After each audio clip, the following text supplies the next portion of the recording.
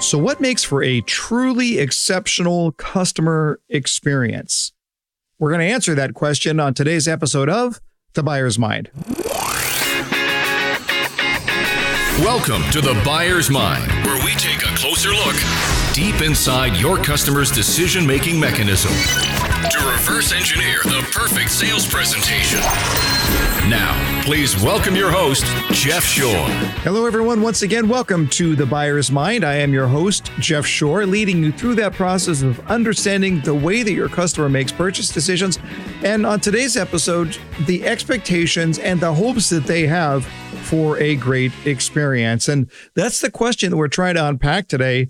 What makes for a great experience? So I'm going to throw that over to our producer, Paul Murphy. Murph, what do you think? What makes for a great customer experience? What makes for a great customer experience? Well, I think, you have to walk away with great memories. You have to enjoy whatever it was that you were participating in. And then I think the personalities of the people that guide you through it, I think, are a big piece of it. Yeah, it's about the way that a customer is made to feel, right? And then it's what they are going through in the experience. And then you made a really, really good point. It's making those great memories. So Daniel Kahneman talks about this, that there is the experiencing self, about how we are feeling when we're in a moment. And then there's the memory self, that is, what do we take with us afterwards? What do we recall after the fact? And if the experiencing self is having a really, really great experience, then the memory self will carry that with them, and it'll cause a service provider to completely stand out. So I think those points are really, really well taken, Murph. I want to add one other thing as far as what makes for a great experience. And I want to suggest that one attribute there would be on-the-fly creativity. On-the-fly creativity. That is, if you want to take really good care of your customers, you need to figure out how you can be extremely creative in thinking about one-on-one experiences. What would that look like for each individual customer that you're talking to? Now, if I can do that, then it puts me into this really interesting mind frame where I'm thinking through, who is this person? What are their needs? What are their wants? What are their desires? What are their hopes? What are their fears and their frustrations? How can I serve them creatively? Now, oftentimes when we do that, we tend to think of, how do I do that on a big, fat scale? But what we want to talk about today is how to do that in very small ways. What can we do in very, very small steps? This is one of the reasons why I'm so thrilled to have Joe Calloway on the show. He's a leadership expert and an expert in organizations and on the culture of organizations and how that culture drips all the way down into the customer care. But he's the first one who's going to tell you that it's not about customer care initiatives. It's really about the DNA of an organization that would give people inside the organization the freedom to be able to exercise that on-the-fly creativity. I think you're going to love this interview with Joe Calloway. Well, thrilled to bring on just a really great thinker, great speaker, profound author, just a really, really good guy. If you to know Joe Calloway is to like Joe Calloway. He's one of the most respected people that you'll see walking the halls of the National Speakers Association conventions for sure. But he's also just that term thought leader gets passed around a lot. But Joe just thinks on a different plane.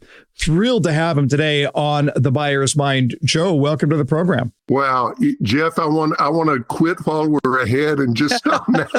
We can wrap it up now. That's fine. What a nice introduction. Thank you. And it's great to be here. Thanks for having me. You're in today, calling in today from, if I'm not mistaken, the great city of Nashville, Tennessee. Nashville, yeah, which is home base for me. So, I'm calling from international headquarters here in Nashville. Love it, love it, love it. Have you been in Nashville all your life? Most all my life. I was out in the Northwest near Seattle for a few years back in the late 70s. But other than that, I've been here in Nashville. Best part about living in Nashville? Worst part about living in Nashville? Best part about living in Nashville is it's a creative hotbed and not just music. education, business. There are a lot of really, really interesting people and cool things going on. Worst thing, and we're getting to be a cliche city because we are a massive boom town right now. All anybody talks about is the traffic and how awful it is. Yeah. So it's that double-edged sword thing that comes with growth. Got it. Joe, you are one of the true leaders in regards to the idea of customer care, and specifically how teams can develop that strong customer care. Tell us a little bit about your background and how you got to the point where this is what I want to talk about. This is what I want to be an expert in. And clearly you are, but how did that evolve over time? Yeah. And it really has been an evolution. I've wandered very purposefully and intentionally through a lot of different aspects of how I can help businesses and business professionals grow, not just sustain their success, but grow their success and keep moving forward. It's been interesting, Jeff, because it has been a journey. I tend to have a pretty low threshold for boredom. And so I've moved from, being a million years ago, I was doing just kind of general business motivation. And then I started digging down a little bit deeper into how I could help companies with teamwork, with branding, with all sorts of competitive positioning things. But the one common thread, it always comes back to the customer. I mean, that's the only reason we exist ultimately, is to serve a customer. And so no matter what I'm talking about, and now a lot of what I do is with leadership groups, be they in sales or executive groups or whatever. But there's always that thread of how are we winning and keeping and staying ahead of the competition when it comes to serving our customers. I've lost track of how many books that you've written. I know it's many. My favorite was probably Becoming a Category of One. Just absolutely love that book. And now you've written The Leadership Mindset. You could use the leadership mindset if you'd like, but just in general, how do you decide what you're going to write on? Everybody says, I want to write a book. I want to write a book. Some people actually do that. But there is that process, that creative process that goes into it. So how much time do you take? How long are you thinking about a book before you actually write the book? Well, it's interesting. It's been 2 years since my last book, and people were starting to say, when are you going to write another book? And my answer was, when I think of something to say. And for me, here's the tip that I would pass on to people, because it's the only thing that works for me, and I can't imagine it wouldn't work for everybody else, which is to write a book, because you got to hunker down and do some work to write a book. Right. So it needs to be something that really flips a switch with you. It's got to be about an idea that you are genuinely excited about. And I really have to wait until an idea jumps up and bites me and I go, oh, wow, there you go. I want to write about that. Now, sometimes, Jeff, I'll have a chapter in a book, and that one chapter will then grab hold of me, and it will become the basis for the next book. But sometimes it's just, what's happening in the marketplace. What is it that's going on out there that I think people really need to be thinking about? But I do think it's got to be something that you're excited about. If you're not excited about it, I don't see how it can work. One of the things that's interesting to me that sets apart business thinkers, entrepreneurs, if you will, I think the term is overly used, but thought leaders. One of the things that sets them apart is that their output is ideas, right? That's what they create. That is what they put out. There are well-reasoned, well-formed, and hopefully well-researched ideas. It seems to me that one of the problems that I think a lot of people feel trapped by is that they work for corporations or organizations where they are executors of somebody else's ideas. I get the sense for you, Joe, that's just not in your DNA, that you just that you really enjoy the process. I certainly know I do, of just asking what's next and what do I want to think about, and then hopefully if I can gain enough insight, be able to share that with others. I just don't see you as somebody who could spend his life working on somebody else's ideas. No, I couldn't. As a matter of fact, recently, I'm part of a group. It's kind of a side thing. It's very important and significant, but it's not my main business. But one of the things that they're doing is they're taking ideas that have been established by other experts, and they're then going into companies with those ideas, giving full credit to the people that originated the ideas. Mm-hmm. And they're teaching people how to use these ideas. And I told them, I said, I can't do that. I mean, I don't know how to do that.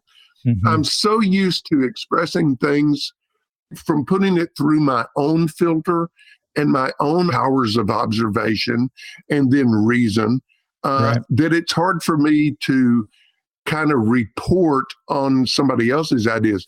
There's absolutely nothing wrong with doing that. It's a valuable thing to do. But yeah, it's interesting. I tell people sometimes a lot of what I do, I'm a reporter. My job is to study the marketplace every single day and constantly look for what's working and what's going to work as you look out into the future. And so I'm really, I see what I do as interpreting the marketplace so that other people can go, oh, wow, I can use that. Mm-hmm. That gives me an idea that I can use. Because at the end of the day, if they can't go out and use it, what's the point? I love it. Just two things that from what you just said. One is the idea that, adopting somebody else's idea, somebody else's concept. Well, there's nothing wrong with that. But when you're creating your own, when it's something that you're living with, that you're researching, and then you're writing an entire book, it's not just a book. It's a crusade. It's an all-consuming passion that you have, and coming up with that passion for somebody else's idea seems to me a daunting. And at least for me, I know that I could not be effective in that. But you called yourself a reporter. I find that really interesting for people like you in that entrepreneurial mode who are constantly observing what's going on and trying to figure out where the lessons are. And I know that you were recently in Barcelona. You ate at I probably going to butcher the name, but I believe it's pronounced Disfrutar. Well, it's one of the best restaurants in the world. And then you just sat there as an observer. Well, first of all, were you able to enjoy the meal if all you were observing? But secondly, what did you learn about the experience? Yeah, we took a group of executives to Barcelona for one purpose. We went to 30 different companies and met with a lot of the senior people in each of I say companies, I mean, there were hospitals, there were city governments, car manufacturer, but we were looking for ideas. That's it. It was like a giant field trip for grown-ups that were in business. And there, a lot of the people were in sales and marketing that went with us, but everybody's looking for ideas. And one of our stops was Disfrutar. And you're right, it's noted as one of the best restaurants in the world. And we had a 22-course lunch. Let me give you my two big observations. Sure. One was the food was so extraordinary. I could talk the rest of the day and I couldn't do it justice. Amazingly creative, quality beyond belief. Let me talk a little bit about, let me put it this way. After it was all over and we have this amazing 22-course meal, what we told stories to other people about, it was, of course, the food, but it was also stuff like this. And I'll give you a little slice of something that happened at the end of the meal. And to me, this summed up the culture and a big part of the reason for Disfrutar's success. At the end of the lunch, our waitress said, what would you like after lunch? And, would you like a dessert wine or an after dinner drink, or would any of you like coffee or espresso? And a good friend of mine, brilliant entrepreneur from England named Paul Rosser, was sitting next to me. He said, sure, I'll have an espresso. And so he then got up and left the table for a few minutes. Well, the waitress comes back and she gives everybody what they had ordered. She put Paul's espresso down and she says, she said, you know what? I'm going to wait until he comes back and make him a new one. And so she took it away. And Paul came back. She immediately brought him a hot espresso. She didn't want it to sit there for the minute or two or whatever that he would be gone and cool off. And we all looked at each other and said, there you go. Mm-hmm. That's a culture that starts at the top and runs all the way through, which says we will make every customer experience from start to finish as extraordinary as we can make it. And it made such an impression on us. And it was a culture thing, Jeff. You just knew that was a top-down cultural thing, and that anybody in that business would have done it exactly the same way. Yeah, let's get into that here. Because anybody in that restaurant that worked there.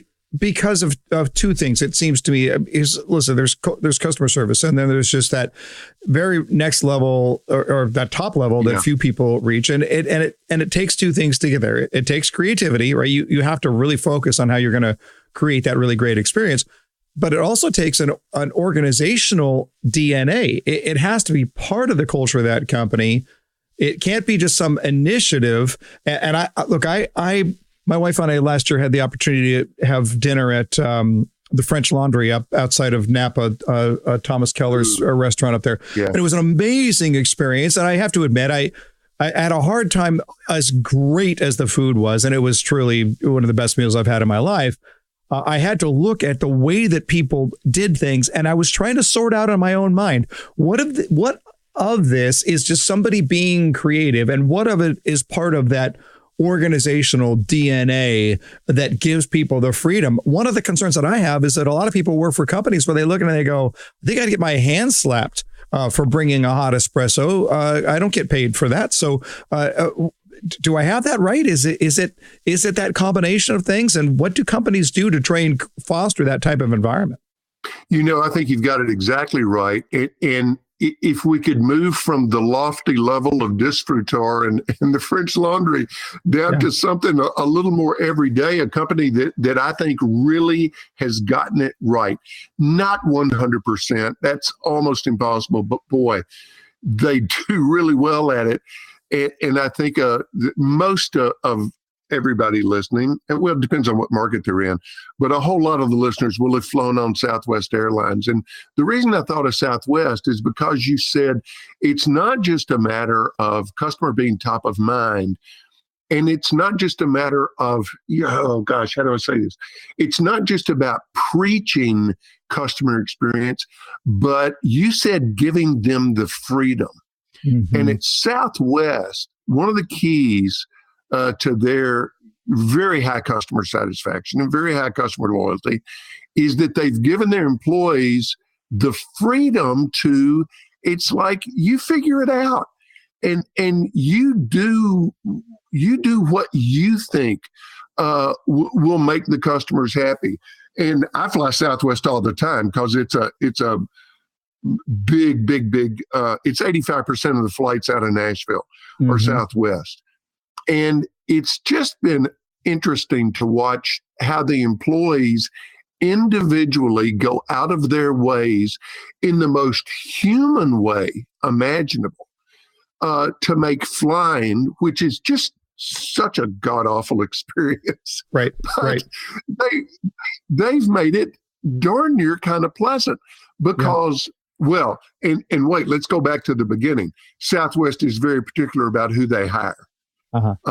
They hire one out of every thousands of applicants because they want people that have the right attitude. And so, yeah, you're right.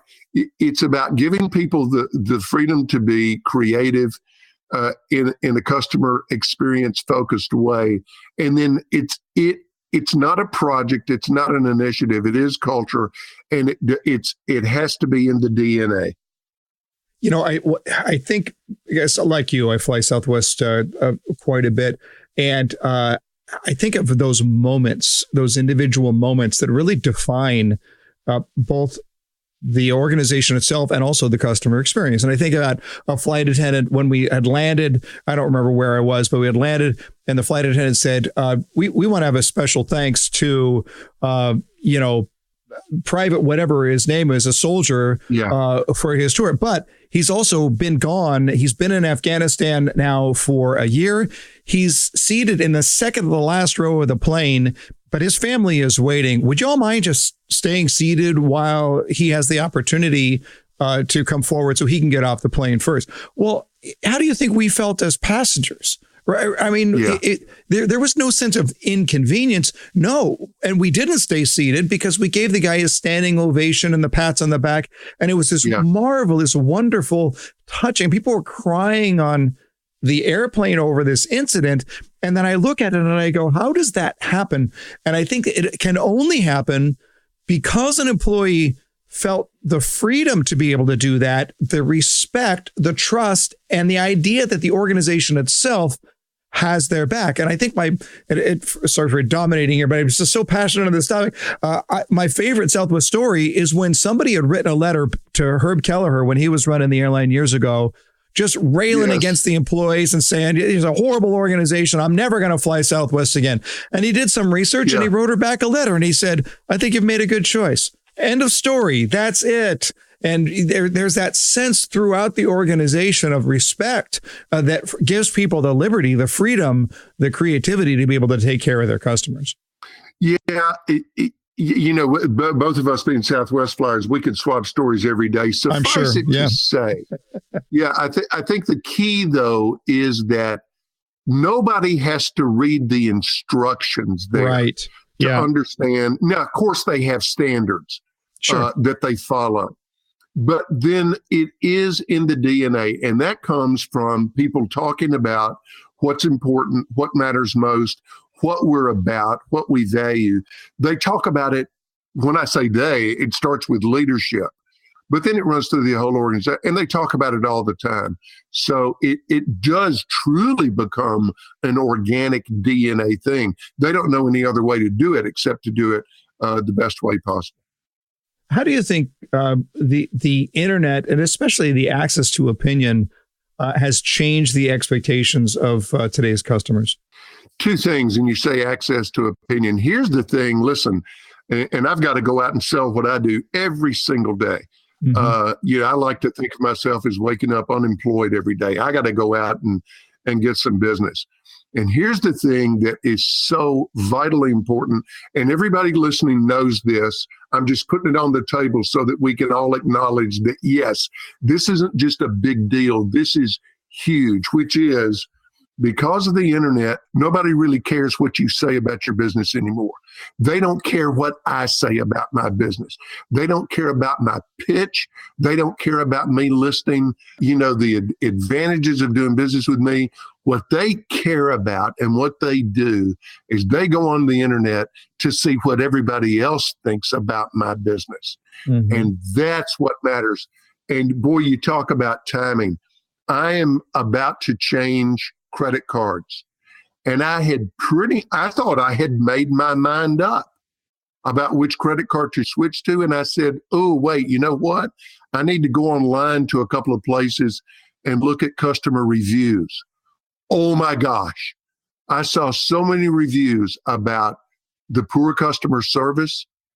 It totally changed my mind. I'm now going to get a different credit card that has great reviews, and it's nothing that the credit card companies said to me that made that decision.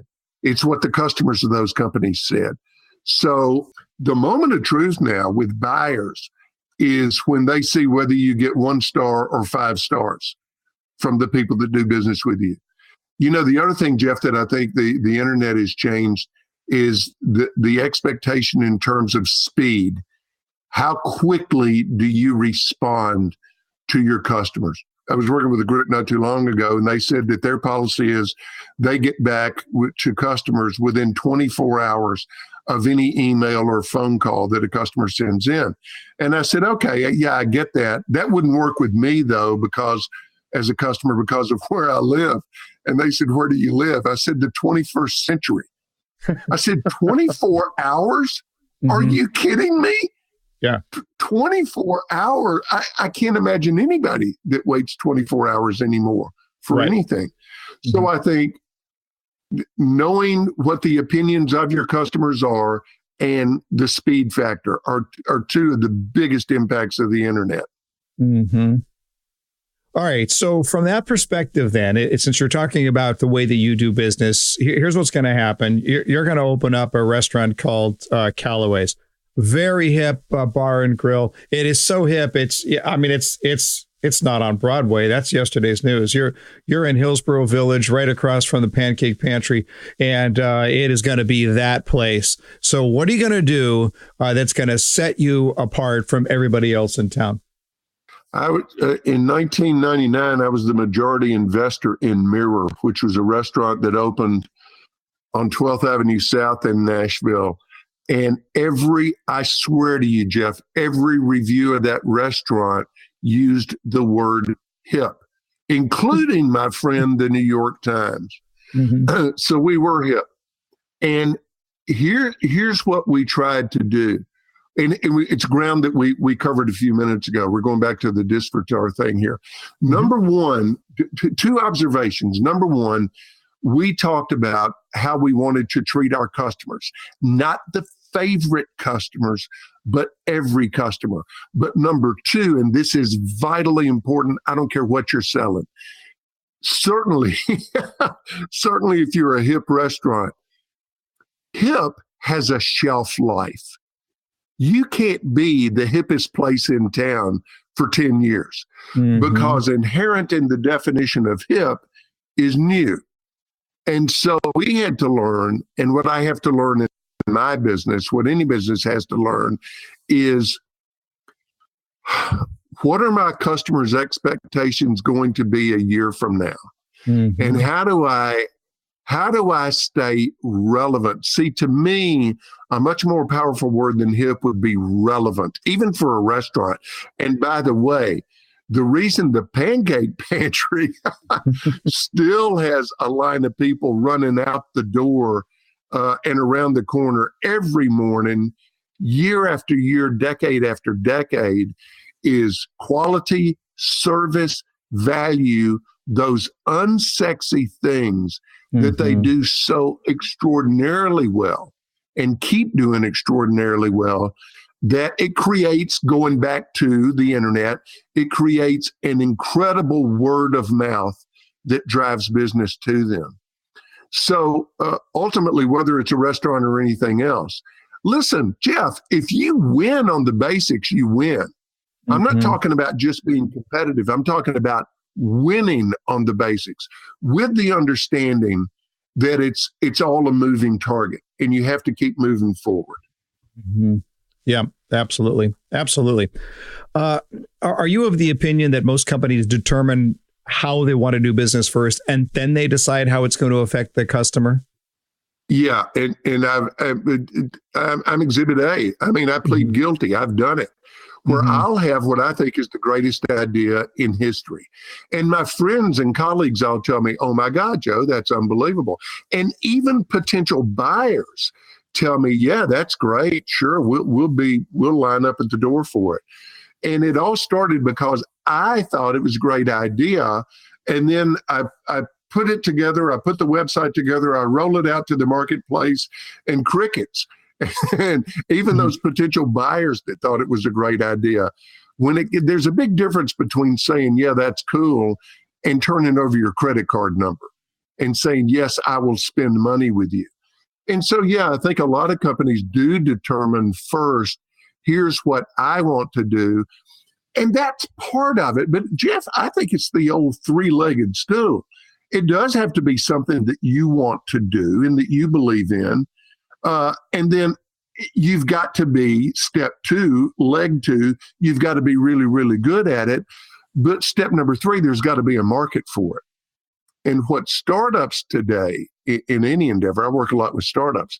Startups are really an information gathering exercise. You come up with a good idea, you do market research, but then you ship it. You go to market, and the market will then tell you what to do next. Here's what's wrong with what you put out here. And you either have to adjust or make changes. Sometimes you realize the horse you're riding is dead and you need to get on a different horse. But it goes back to what we opened with, which is it all comes back to the customer. The customer makes the ultimate decision who wins and who doesn't. And you've got to be totally attuned to that. We're just about out of time. Tell me your newest book, The Leadership Mindset. Tell us about the book. Yeah, what it is, the subtitle is How Today's Successful Business Leaders Think. And the reason I say today's successful business leaders is because I think there's been some real serious changes in how leaders, successful leaders think. They have to be much more willing today, for example, as we were just talking about, you've got to be willing to take a risk. You've got to be willing in the most complicated marketplace any of us have ever lived in. And boy, if this is so true in sales, you've got to be willing to simplify. You've got to know how to bring clarity to your offering. You've got to know how to create a focus on the team. And if the team is just you, listen, every day, Jeff, I get up and I say, Calloway, focus. Because, oh my God, I love a shiny object. I mean, I'm the original squirrel. I get so distracted by the next idea, and that's okay to a point. But the leadership mindset it's kind of a collection of about 20 different aspects of thinking in business today that can create success. Love it. Love it. And speaking of distractions, actually, the very next guest we'll have on the podcast after you, Joe, Cal Newport, who wrote the book Deep Work, a book that has really challenged my thinking because I'm like you. It's the squirrel syndrome over and over again. Hey, before we let you go, we're going to put you on the hot seat. A few rapid fire questions, rapid fire answers. You ready? Go.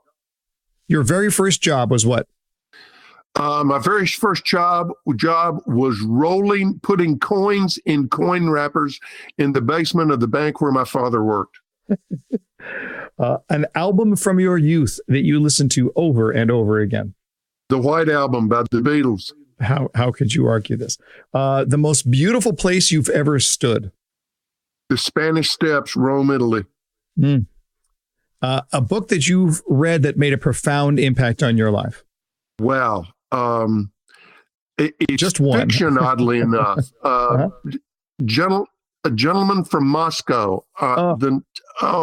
Amore Knowles, and it influenced me because the writing was so beautiful and so moving. It made me want to be a better writer.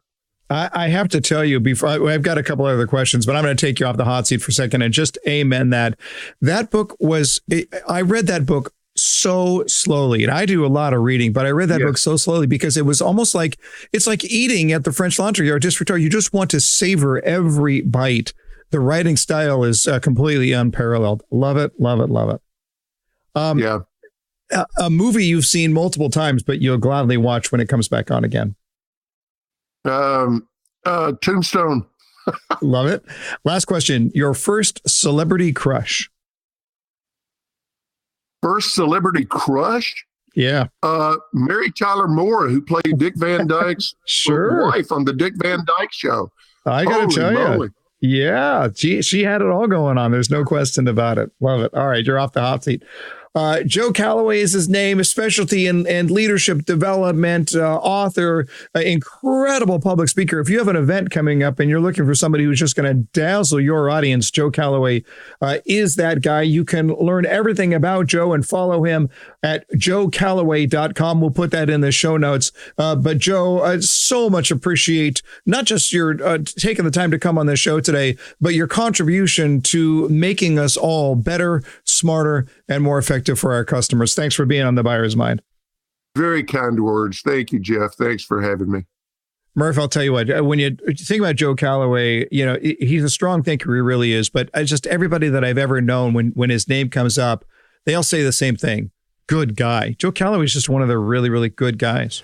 Down to earth. That's what we like about people when they come and they express what they know, but they're down to earth. They make it accessible.